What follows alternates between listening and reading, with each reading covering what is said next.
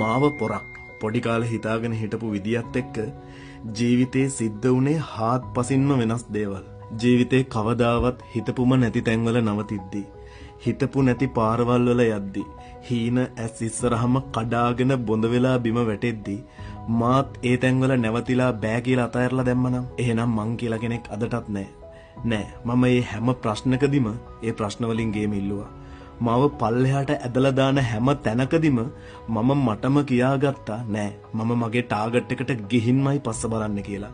එකින් එක හීන අහුලද්දි අලුතෙන් ඒව පාට වෙනකොට සතුටු කාරණා හමු වෙද්දී මම තේරුම් ගත්තේ සමහර දේවල් උනේ මගේම හොඳට කියලා.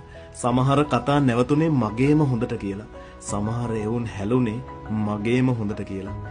ඒකම මට හිතුනේ ඊගාව දේ තමයි මහ කුණාටු මැද මහ නියංකාලවලත් මගේ හිත මාවම කොච්චර ඉස්සරහට තල්ලු කරගෙන එන්නේ නැතිද කියලා. මම මාව දරාගත්ත තැන්, මාව තනි නොකරපු තැන්, මාව ආදරෙන් බලාගත්ත තැන් දිහා ආපහු හැරිලා බලද්දී මට දැනෙන්නේ මං ගැන පුදුම ආඩම්බරයක්. ඉතින් කවදා හරි මම මාවම දිනවනවා. ඉතින් මේ ලෝකේ මම කාව හරි ෆලෝ කරනවා නම්, පොර කරගෙන ඉන්නවා නම් ඒ මාවම තමයි. ඒ මම්ම තමයි. මට මාව ලොවෙත් නැති පොරක්. එච්චරයි.